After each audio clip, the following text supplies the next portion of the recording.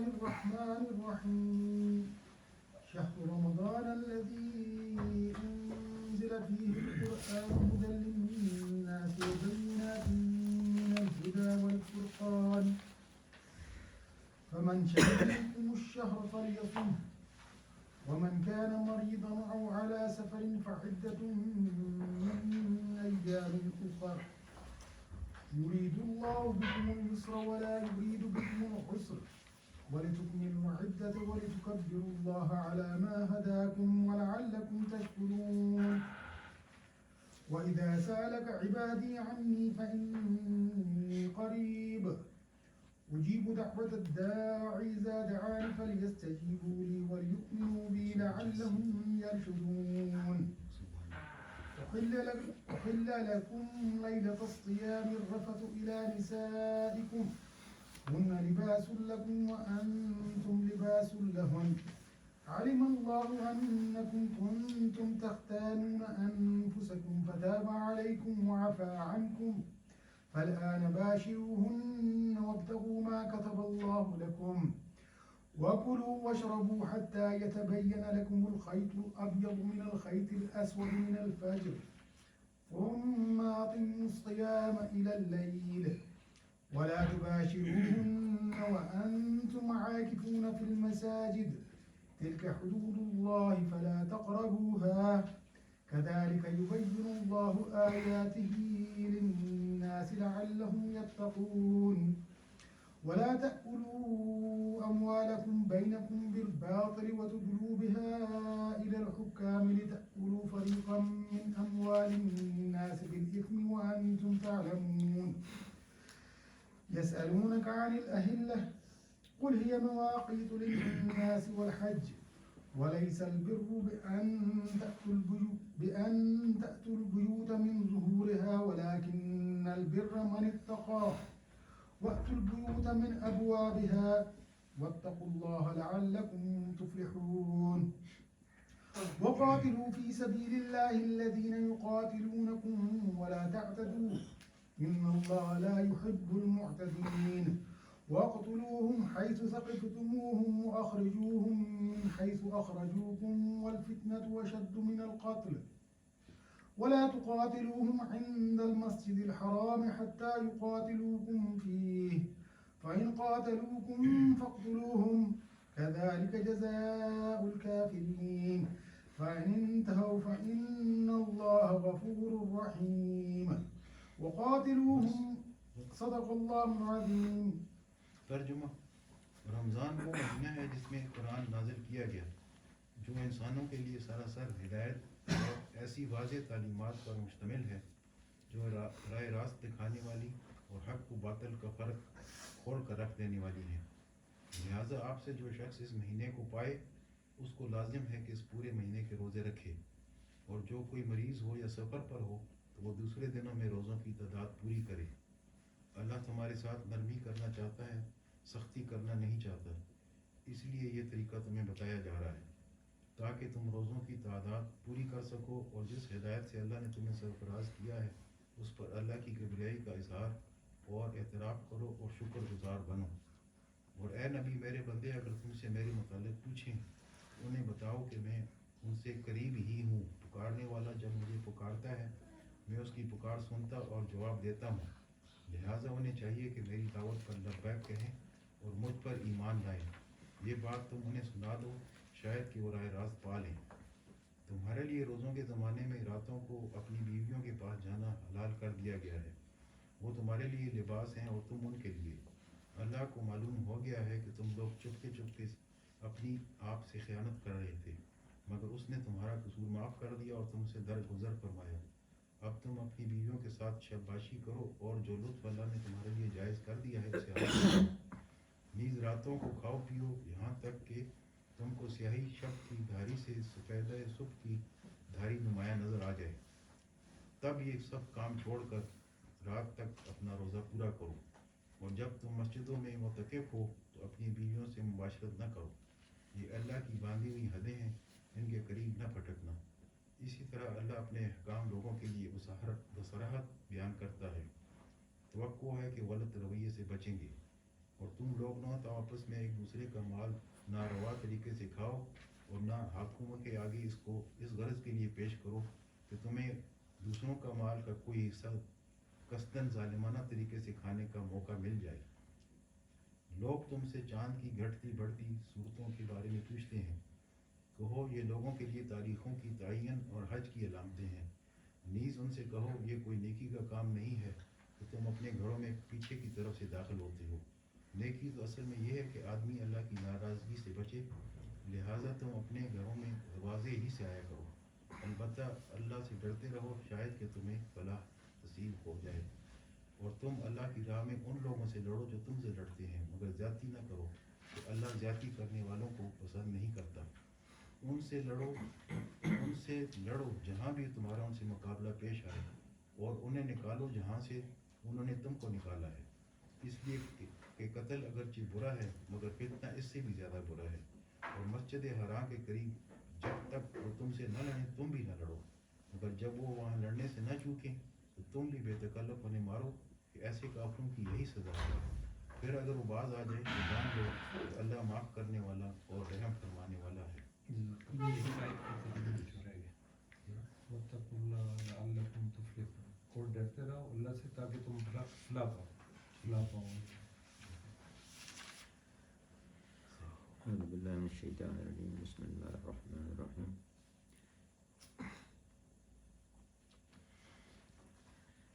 اس میں آیت نمبر 185 سے شروع کرنا ہے۔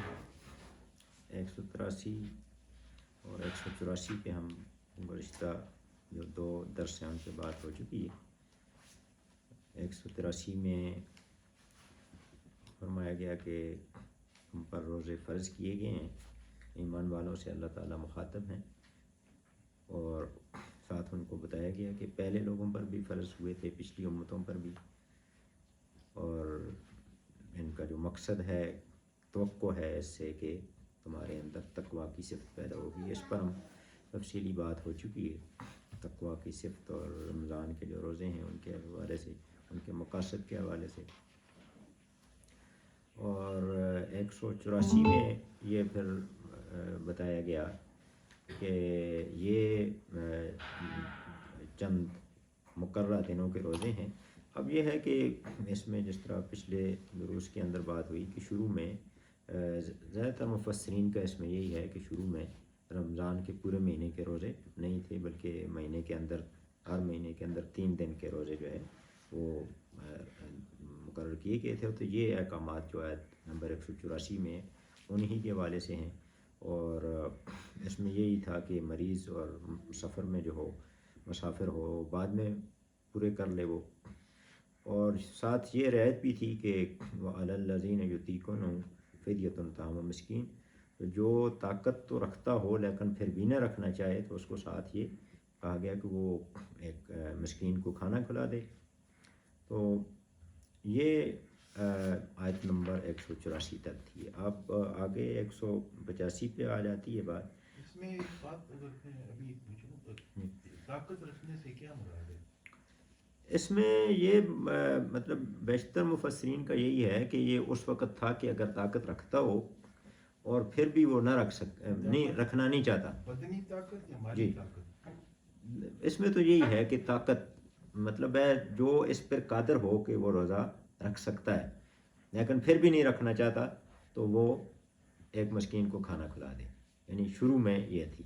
اور اس کے بعد پھر یہ جو آج آیت ہم شروع کر رہے ہیں، آیت نمبر 185، تو اس میں یعنی آیت نمبر 184 میں تو یہ کہا گیا تھا کہ ایک تو مریض اور مسافر کو رعایت دی گئی، دوسرے وہ فرد کے جو ایک اس میں تفہیم القرآن میں سید مودودی نے لکھا ہے کہ یہاں تک یہ ابتدائی حکم ہے، یہ 2 ہجری میں جنگ بدر سے پہلے نازل ہوا، اور اس میں یہ تھا کہ سفر میں بھی روزہ رکھنا اختیار میں تھا، اور مریض کے لیے بھی اس میں رعایت تھی، اور ساتھ ساتھ یہ بھی تھی کہ وَعَلَى الَّذِينَ يُطِيقُونَهُ فِدْيَةٌ طَعَامُ مِسْكِين، کہ وہ جو فرد روزہ رکھ سکتا ہے اور نہیں رکھنا چاہتا تو وہ بھی ایک اگر مسکین کو کھانا کھلا دے تو وہ اس کی متبادل صورت ہوگی. جس پر پچھلے دفعہ بھی بات ہوئی کہ اس میں ایک مفسر نے کہا کہ ایک مسکین کو کھانا کھلانا در حقیقت یہی ہے کہ اس نے ایک اپنے دن ایک پورے دن کا کھانا ایک دوسرے فرد کو دے دیا, یعنی ایک طرح سے روزے کا متبادل ہو گیا. اپنا وہ جو کھانا کھا سکتا تھا اس نے دوسرے کو دے دیا, تو خود کھانے سے باز رہا پھر, تو وہ ایک طرح سے یہ اس کا متبادل ہوا. تو یہ کہا گیا کہ یہ شروع میں روزے کا عادی بنانے کے لیے یہ رعایت دی گئی تھی, اور 3 دن کے روزے ہر مہینے کے اندر رکھے گئے تھے کہ 3 مہینے کے اندر 3 دن کے روزے رکھ لیں. اگرچہ اس میں کوئی ہمیں قرآن میں اس کا کوئی ثبوت نہیں ملتا, لیکن بعض احادیث کے اندر یہ ہے وہ اس میں ہمیں پتہ چلتا ہے. مثلاً یہ اس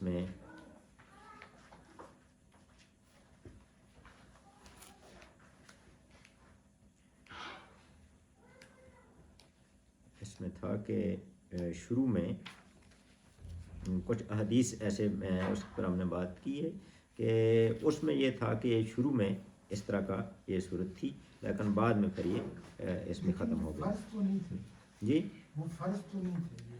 اس میں احادیث میں کچھ آتا ہے کہ اس وقت ہم 3 دن کے روزے رکھتے تھے, لیکن ظاہر ہے کہ یہ قرآن میں نہیں ہے کسی جگہ. کچھ حدیثوں کے اندر جو ہے اس میں نے لکھے تھے کسی جگہ یہ, یا تفہیم القرآن میں تو یہ ہے کہ یہاں تک ابتدائی حکم ہے, اور یہ جنگ بدر سے پہلے نازل ہوئی, اور اس کے بعد کی جو آیت یہ جو آج ہم پڑھ رہے ہیں تو یہ اس کے بعد پھر 1 سال کے بعد یہ نازل ہوئی ہے. اللہ کی طرف سے یہ ایک آسانی ہے. جی ایک یہ ملتی ہے اس میں, یہ مسند احمد میں ہے, حضرت معاذ بن جبل رضی اللہ تعالیٰ عنہ سے روایت ہے کہ مدینہ میں جب ہم آئے تو نبی صلی اللہ علیہ وسلم ہر ماہ 3 دن کے روزے رکھتے تھے اور 7 عاشورہ کے روزے رکھتے تھے.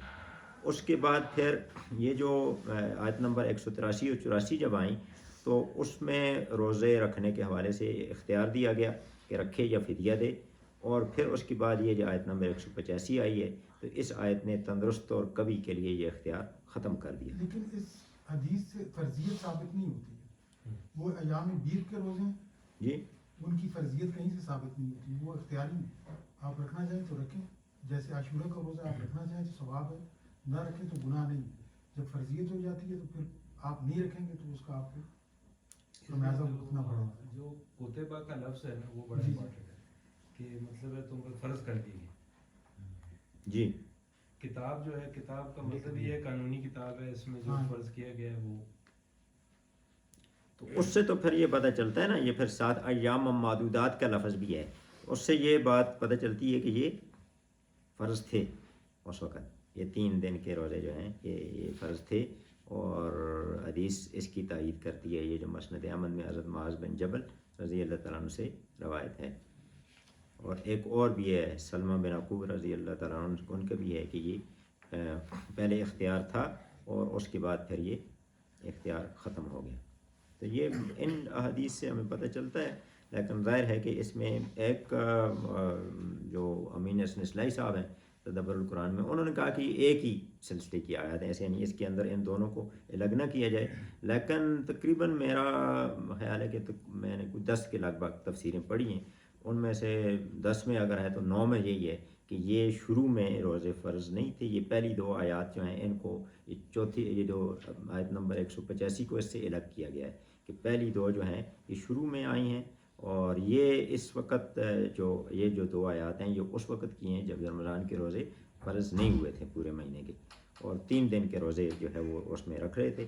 اور جو آیت نمبر 185 ہے وہ پھر جو ہے اس نے رمضان کے روزے اس نے فرض بھی کیے ہیں, اور ساتھ یہ جو وعلی الذین یطیقونہ یہ رعایت بھی ختم کی ہے. مریض اور مسافر کی رعایت جو تھی وہ ان کے اندر بھی تھی, اور پھر اس کو دہرایا گیا ہے. وہ اس لیے دہرایا گیا ہے تاکہ یہ غلط فہمی نہ ہو کہ یہ دوسری رعایت ہے وہ ختم ہوئی ہے تو ساتھ یہ مریض اور مسافر والی رعایت بھی شاید ختم ہو گئی ہے, تو اس کو اس لیے اس کو دوبارہ جو ہے اس کو بیان کیا گیا ہے. اسی طرح بوڑھے آدمی کے لیے یا اور جو ہے وہ دوسری باقی چیزیں جو ہے وہ اس میں یہ جو ہے باقی رہتی ہیں. لیکن فدیہ تو بھی دے سکتے ہیں وہ لوگ جن کا پتہ ہو کہ یا रोज़ा रखने के काबिल नहीं वही ना बूढ़े आदमी के लिए ना कि जो मतलब है हाँ। जिस मतलब ये है कि जो उसने रमज़ान के रोज़े भी इस वजह से कि सेहत की वजह से जिसने जी। किए और मर्ज़ अब की वो वजह से, उसके इम्कान नहीं है कि वो हाँ। उसका तो फिर रोज़े रख सकता है, बिल्कुल। तो फिर वो फिदिया दे सकता है। तो बहरहाल ये जो आज की आयत है इसमें कि शहर रमज़ान अल्लज़ी उनज़िला फ़ीहिल कुरान, इसमें सबसे पहले तो ये कहा गया कि जो रमज़ान का महीना है इसके अंदर कुरान नाज़िल हुआ, कुरान नाज़िल होना शुरू हुआ और इसकी भी मुख्तलिफ़ तशरीहात हैं। बाज़ है कि अर्श मुहल्ला से आ गया जिब्रील इस्लाम की, लेकिन बहरहाल यहाँ पर यही है कि इसमें कुरान नाज़िल हुआ, तो हम ये इसका मतलब लेते हैं कि कुरान नाज़िल होना शुरू हुआ। असल मकसूद ये है कि हमें इस नेमत का एहसास दिलाया जाए कि इसमें कुरान नाज़िल हुआ, कुरान के अंदर पहली बात की गई हुदल लिन्नास, इसके अंदर हदायत है इंसानों के लिए। जिस तरह सूरत बकरा की पहली आयत पे ये कहती है हुदल लिलमुत्तकीन, तो ये इसकी जो पहली सिफ़त है कि ये हदायत है लोगों के लिए। और दूसरी बात बय्यनात, रोशन दलीलें इसमें और हदायत के लिए, और फुरकान, हक़ और बातिल को ये फ़र्क करने वाली है। तो ये पहली चीज़ तो यही बताएगी कि इस रमज़ान की जो असल अहमियत है वो ये है कि इसमें कुरान नाज़िल हुआ, ये सबसे बड़ी नेमत है। बाकी जितनी भी कोई नेमत हो सकती है वो ज़ाहिर है कि वो ख़त्म होने वाली है, दुनिया की ज़िंदगी तक है, लेकिन जो हदायत है ये सबसे बड़ी नेमत है। तो कुरान का पहली जो सिफ़त बताई गई कि ये हदायत है, हुदल लिन्नास, ये हदायत है लोगों के लिए। तो और इसीलिए ये है कि हमें कहा भी गया कि इदिन दुआ मांगें कि इदिन सिरातल मुस्तकीम, अल्लाह ताला हमें सिरात मुस्तकीम की तरफ हमारी रहनुमाई फरमा, हदायत अता फरमा। तो हदायत मांगने की हमें तलकीन की, ख़ुद नबी जो ख़ुद अल्लाह ताला ने हमें सिखाया कि हदायत की तलब करें। और फिर कुरान को कहा गया कि ये हदायत है हुदल लिलमुत्तकीन, ये मुत्तकीन के लिए। तो इसमें तफ़हीमुल कुरान में जो लिखा है सैयद मौदूदी ने कि इससे पता चलता है कि रमज़ान की जो है वो दो हैसियतें हैं। एक तो ये है कि ये इबादत और तक़वा की तरबियत के लिए ये महीना है, और दूसरी ये है कि ये जो अज़ीमुश्शान नेमत अल्लाह ताला ने दी है इस पर अल्लाह ताला का शुक्रिया अदा करने का महीना है ये।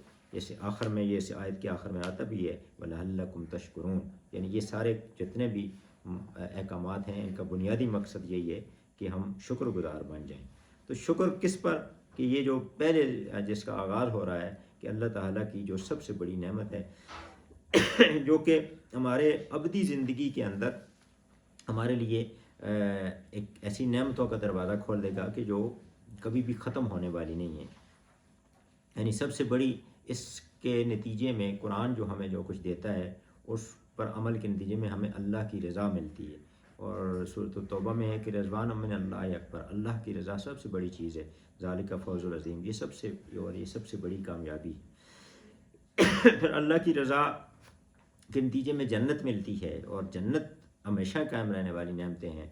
और कुरान में कुछ 16 मकामात ऐसे हैं जहाँ जन्नत का जिक्र करके फरमाया गया कि ये सबसे बड़ी कामयाबी है। तो इसीलिए हमें इहदिन सिरातल मुस्तकीम की दुआ भी बताई गई और उसके जवाब में हमें हदायत दी भी गई। हुदल लिलमुत्तकीन की सूरत में पूरा कुरान हमारे सामने रखा गया। तो ये हदायत है और बय्यनात है। तो अब इस नेमत पर एक तो ये है कि ये तरबियत के लिए, यानी कि जिस तरह पहले भी बात आई कि ये कुरान के साथ जो कुरान, रमज़ान और तकवा का जो ताल्लुक़ है वो आपस में इस तरह का है कि ये कहा गया कि कुरान से इस्तिफ़ादा के लिए पहली सिफ़त जो हमारे अंदर होनी चाहिए वो तकवा होनी चाहिए। और रमज़ान जो है वो हमें दिया गया, उसके अंदर जो रोज़ा है उसके बारे में कहा गया कि ये हमारे अंदर तकवा की सिफ़त पैदा करता है। तो इस नेमत पर शुक्र का बेहतरीन तरीका यही है कि वो मकसद हम पूरा करें कि जिस मकसद के लिए ये कुरान आया है। कि कुरान कहा गया कि कुरान इसलिए आया है कि अल्लाह की रज़ा का रास्ता जानकर ख़ुद भी चलें और दुनिया को भी चलाएं, और इसकी तरबियत के लिए यह है रोज़ा फ़र्ज़ किया गया। تاکہ ہماری تربیت ہو جائے کہ ہم اللہ کی بندگی کے راستے پر چل سکیں۔ تو اب وہ آیت آتی ہے جس میں رمضان کے روزے جو ہے یہ فرض ہو گئے، فمن شہد منکم الشہر فلیصم، جو یہ اس مہینے کو پائے وہ بس روزے رکھے۔ تو اب اس میں وہ جو پچھلی رعایت ہے وہ فدیہ والی، وہ ایک تندرست آدمی جو روزہ رکھ سکتا ہے، طاقت رکھتا ہے اور پھر بھی روزہ نہ رکھے اور اس کی جگہ فدیہ دے، یہ رعایت ختم ہو گئی ہے۔ اب روزے اس آیت کے نتیجے میں فرض ہو گئے ہیں۔ البتہ یہ ہے کہ مسافر کے لیے، مریض کے لیے اور بہت بوڑھے آدمی کے لیے یہ رعایت جو ہے ابھی ہے۔ اور شاہدہ کے تشریح بھی بہت سارے اس کی تشریح کی گئی کہ شاہدہ کا مطلب یہ ہے کہ اس کا شہود سے نکلا ہے، حاضر و موجود ہونا۔ مطلب یہ ہے کہ جو رمضان کو اس حالت میں پائے کہ وہ مسلمان ہو، عاقل ہو، بالغ ہو، مقیم ہو اور خیز و نفاس سے پاک ہو، تو وہ جو ہے اس کا مطلب یہ ہوگا اس نے رمضان کے مہینے کو پا لیا۔ اور کافر، نابالغ، مجنون، جو پاگل ہیں یہ اس حکم کے مخاطب نہیں ہے، یہ شاہدہ کے اندر نہیں آتے ہیں۔ اور اس میں یہ ہے کہ مریض اور مسافر کے لیے تو اس کے اندر یہ حکم ہے کہ وہ بعد میں انہوں نے روزے اس نے پورے کرنے ہیں۔ اور البتہ یہ ہے کہ جو کافر مسلمان ہوتا ہے یا نابالغ بالغ ہو جاتا ہے اس مہینے کے اندر، تو وہ پھر صرف آئندہ کے روزے رکھے گا، پچھلے گزشتہ کی قضا اس پر لازم نہیں ہے۔ تو ایک تفسیر میں کہا گیا کہ شاہدہ کا مطلب یہ بھی بنتا ہے کہ جو خود رمضان کا چاند دیکھ لے یا کسی معتبر شہادت سے اس کو چاند دیکھنا ثابت ہو جائے، یہ دونوں صورتیں وہ اس کو یہ بھی اسی کے اندر آتی ہیں۔ تو اس میں یہ ہے کہ پھر آگے یہ کہا گیا مریض اور مسافر کی جو رعایت ہے وہ ایک دفعہ پھر دہرائی گئی تاکہ یہ غلط فہمی نہ ہو کہ جو دوسری رعایت تھی فدیہ والی وہ منسوخ ہوئی ہے تو یہ بھی منسوخ ہو گئی ہے، تو اس لیے اس کا بھی ذکر کیا گیا۔ اور پھر کہا گیا کہ اللہ تعالیٰ تمہارے لیے آسانی چاہتا ہے، مشکل نہیں چاہتا، اور تاکہ تم وَلِتُكْمِلُوا الْعِدَّةَ، تاکہ تم یہ گنتی پوری کر سکو اس کی روزوں کی۔ یعنی تمہارے لیے ایک راستہ کھول دیا گیا کہ اگر یہ ہے کہ ایک آدمی مریض ہے، مسافر ہے، تو وہ روزے نہیں رکھ سکتا اس وقت میں، لیکن بعد میں وہ روزے مکمل کر سکتا ہے، تو یہ بھی ایک اس کے لیے رعایت رکھی گئی اور آسانی بھی دی گئی، اور ساتھ ساتھ اس کے لیے یہ بھی ہے کہ متبادل روزے کی سہولت بھی اس کو دی گئی۔ اور اب یہ ہے کہ اس کا سارے کا جو مقصد ہے وہ کیا ہے کہ اللہ کی کبریائی، اللہ کی کبریائی جو ہے، تاکہ تم اس کو اس لیے جس ہدایت سے اللہ نے تمہیں سرفراز کیا ہے اس پر اللہ کی کبریائی کا اظہار کرو۔ تو اس میں یعنی جو بنیادی مقصد جو بتایا گیا وہ یہ ہے کہ وَلِتُكَبِّرُوا وَلِتُكْمِلُوا الْعِدَّةَ، تاکہ تم جو ہے یہ گنتی پوری کرو، اور پھر یہ ہے وَلِتُكَبِّرُوا اللَّهَ عَلَى مَا هَدَاكُمْ، اور اللہ کی کبریائی کا اظہار کرو۔ یہ روزہ جو ہے وہ بنیادی طور پر اللہ کی کبریائی کا اظہار ہے، یعنی اللہ تعالیٰ کی جو حکمیت ہے وہ ہم پر، اس کی صورت میں ہم یہ ثابت کرتے ہیں کہ اللہ تعالیٰ سب سے بڑا ہے اور اسی کی ہدایت کے مطابق میں نے زندگی گزارنی ہے۔ اور یہ کس لیے اللہ کی کبریائی کا اظہار کرو؟ اس وجہ سے کہ اس نے تمہیں ہدایت دی ہے تاکہ تم شکر گزار بن جائے۔ اللہ کا جو اللہ نے جو نعمت دی ہے اس پر یہ شکر کی جو ہے وہ یہ صورت دی گئی۔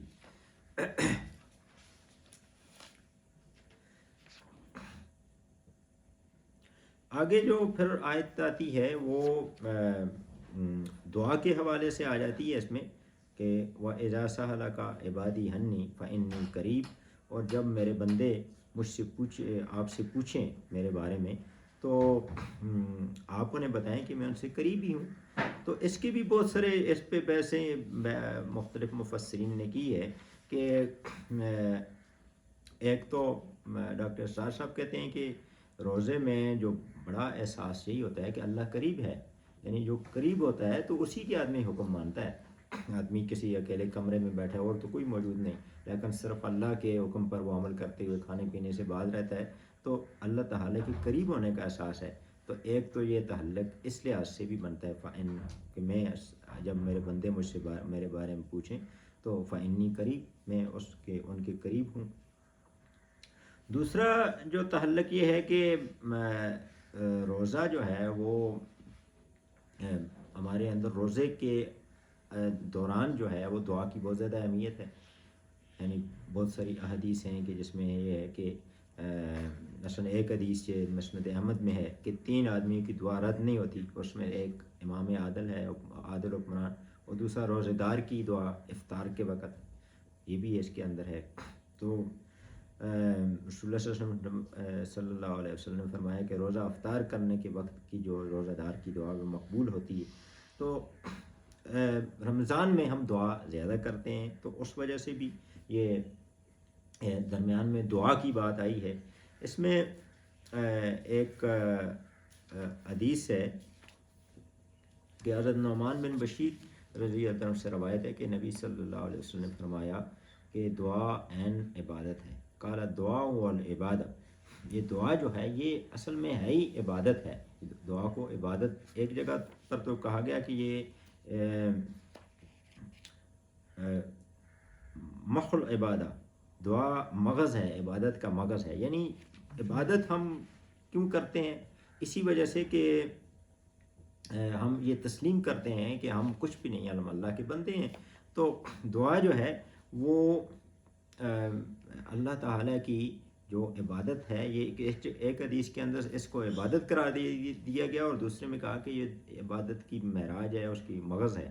اور پھر نبی صلی اللہ علیہ وسلم نے یہ آیت تلاوت فرمائی، یہ جو ابھی ہم نے جو آیت پڑھی ہے، کہ اور پھر آگے یہ بھی فرمایا نبی صلی اللہ علیہ وسلم نے کہ بے شک جو لوگ میری عبادت سے تکبر کرتے ہیں، ان الذین یستکبرون عن عبادتی، میری عبادت سے تکبر کا اظہار کرتے ہیں، تو سیدخلون جہنم، ان کو جہنم میں داخل کیا جائے گا۔ تو یعنی جو دعا نہیں کرتا تو وہ تکبر کرنے والوں کے اندر آ جاتا ہے۔ تو اس لیے دعا جو ہے وہ ہمیں کرتے رہنا چاہیے۔ اور یہ سورۃ المومن کی جو آیت نمبر 60 ہے، اس کے اندر بھی یہ کہا گیا کہ دعا جو ہے اس کے بارے میں کہ تمہارا رب کہتے ہیں کہ مجھے پکارو، میں تمہاری دعائیں قبول کروں گا، بے شک جو لوگ میری عبادت سے تکبر کرتے ہیں ان قریب وہ ذلت و خواری کے ساتھ جہنم میں داخل ہوں گے۔ یعنی دعا کا جو الٹ جو ہے وہ یہ ہے کہ تکبر ہے، تو اس سے کہا گیا کہ جو دعا نہیں کرتا تو وہ حقیقت یہ ہے کہ وہ تکبر کا اظہار کرتا ہے۔ اس میں جو لفظ یہ بھی جو آتا ہے فَإِنِّي قریب، تو اس کے حوالے سے پہلے بھی بنی اسرائیل کے حوالے سے جو بات ہماری گفتگو ہوئی ہے اس میں بھی یہ تھا کہ ان کے ہاں یہ وہ جو اللہ تعالیٰ کے جو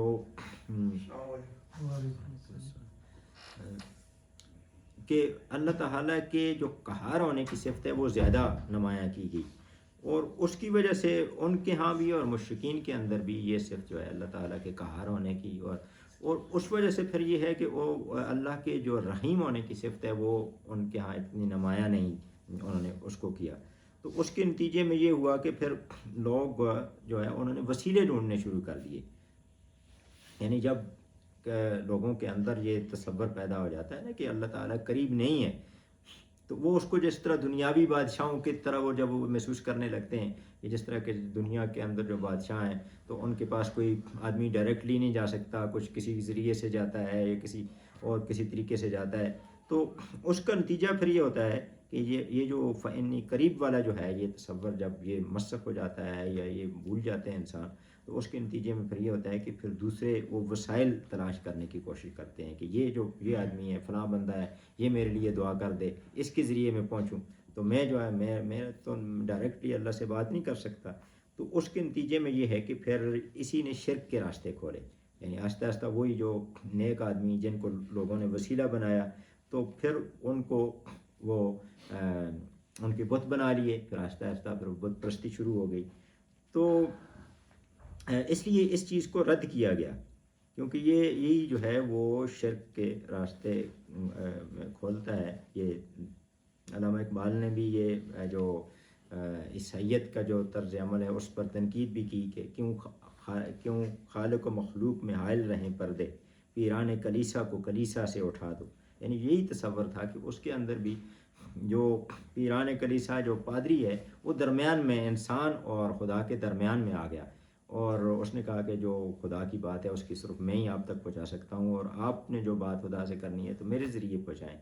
تو اسی لیے انہوں نے پھر کہا کہ یہ ایک سجدہ جسے تو گناہ سمجھتا ہے 1000 سجدے سے دیتا ہے آدمی کو نجات. کہ یعنی جو سجدہ جو ڈائریکٹلی سجدے کے بارے میں کہا گیا سورۃ الحلق کے اندر ہے کہ سجدہ کر کے میرا قرب حاصل کرو، تو انسان سب سے زیادہ قریب جو ہے وہ اللہ کے سجدے کی حالت میں ہوتا ہے، یہ حدیث کے اندر ہے.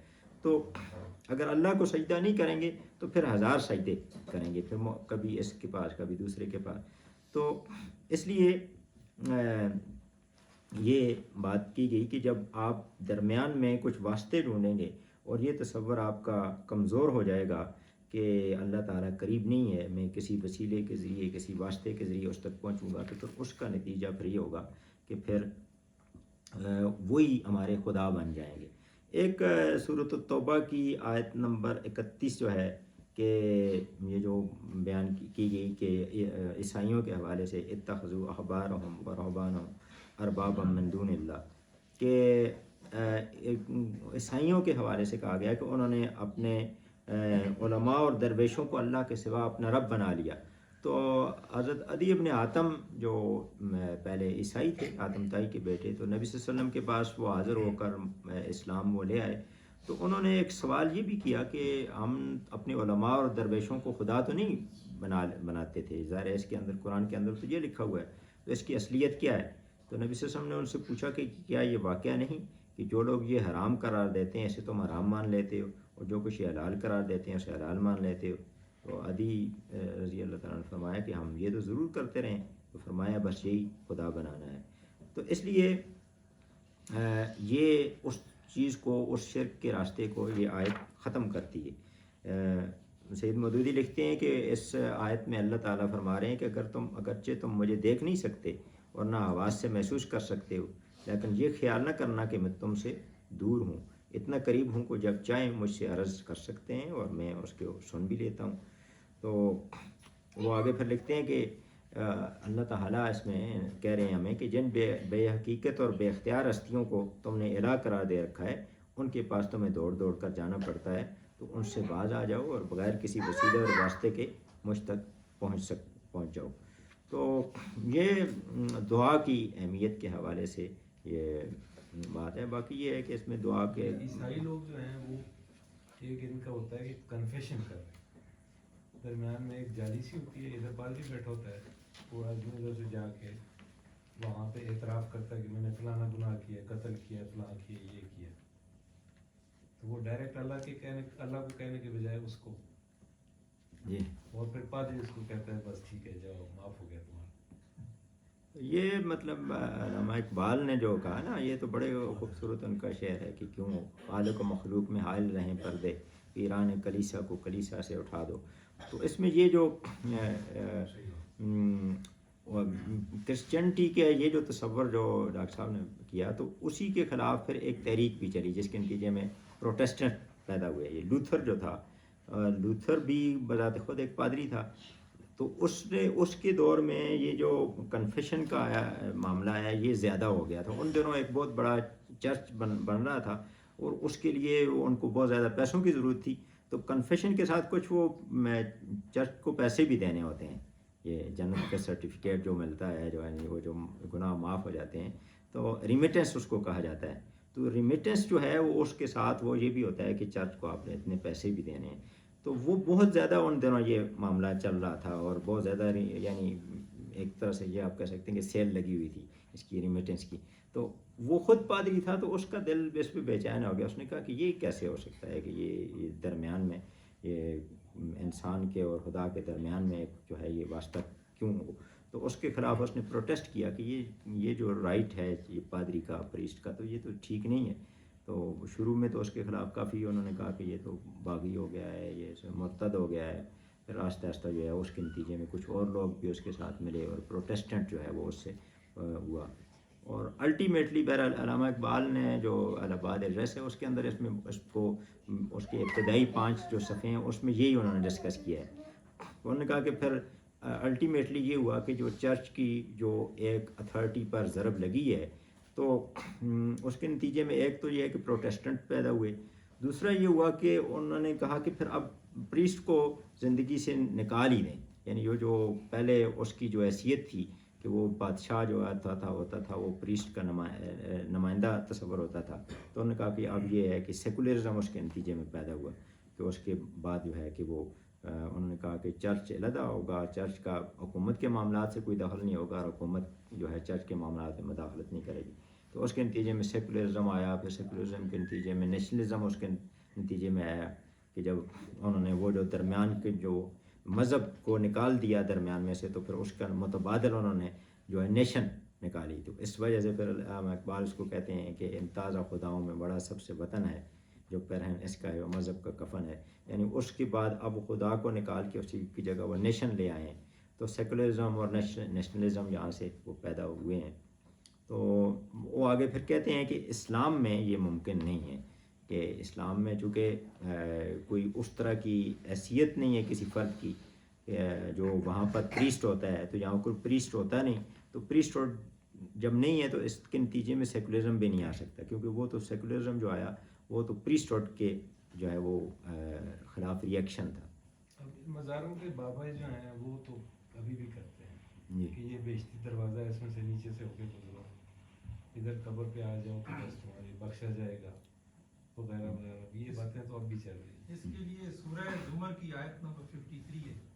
جو لوگ مطلب اللہ تعالیٰ اپنے بندوں کو ایسے پکار کے کہتے ہیں قل یا عبادی الذین اسرفوا علی انفسہم لا تقنطوا من رحمت اللہ ان اللہ یغفر الذنوب جميعا انہ هو الغفور الرحیم.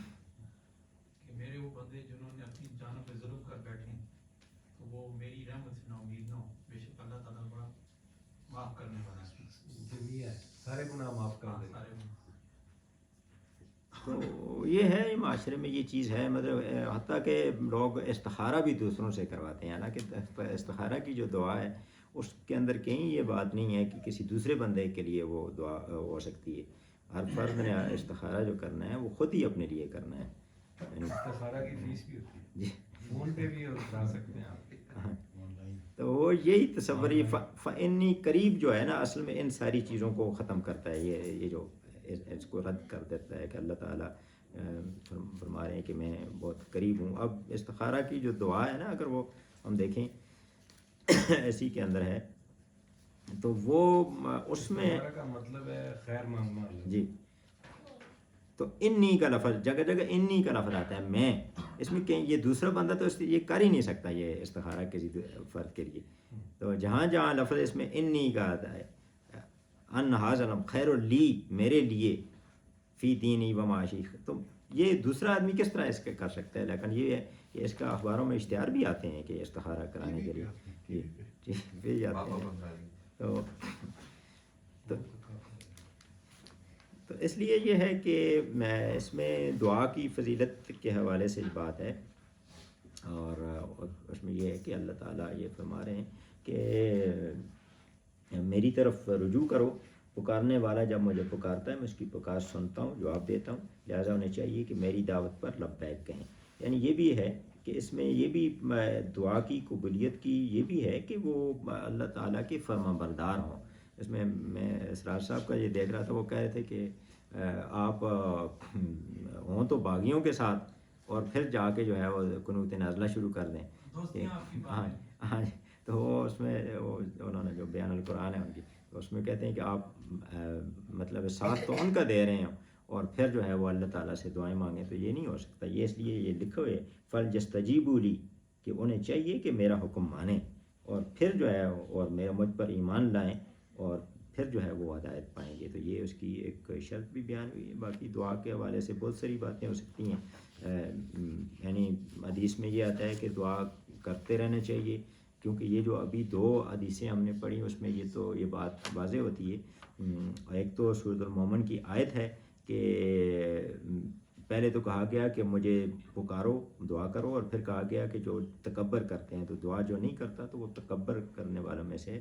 تو اس اور یہ دوسری جو حدیث ہے ترمذی اور ابو داؤد کی، اس کے اندر بھی یہی بات ہے کہ دعا جو نہ کرنے والے ہیں ان کے لیے لفظ استعمال کیا گیا ان الذین یستکبرون، وہ تکبر کرتے ہیں۔ تو دعا کرتے رہنا چاہیے۔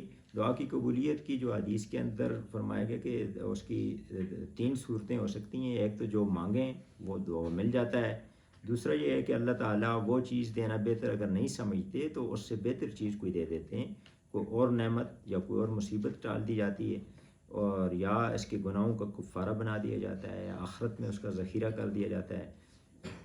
تو ایک دوسری حدیث میں آتا ہے کہ جب آخرت میں ان دعاؤں کے بدلے میں جب وہ اس کو ثواب اور نعمتیں ملیں گی تو وہ یہ کہے گا کہ حسرت کرے گا انسان کی، کاش دنیا میں میری کوئی دعا قبول نہ ہوتی، کیونکہ دنیا کی ساری زندگی تو اسے بہت چھوٹی سی نظر آ رہی ہوتی ہے۔ تو وہ پھر یہ آرزو کرے گا کہ وہاں میری کوئی دعا قبول نہ ہوتی تاکہ مجھے یہاں اس کے نتیجے میں اللہ کی نعمتیں ملتی۔ تو لعلہم یرشدون، یعنی آگے یہ کہا گیا کہ تمہارے ذریعے سے یہ اس کا نتیجہ یہ ہے کہ وہ یعنی یہ ساری جو دعا کا جو ثمر ہے وہ یہ ہے کہ ہم ہدایت پا لیں۔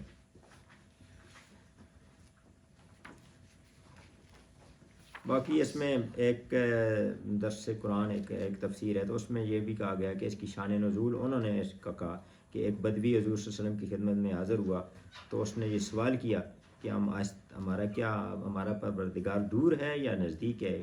دور ہے تو ہم بلند آواز سے مانگیں، تو حضور خاموش ہوئے۔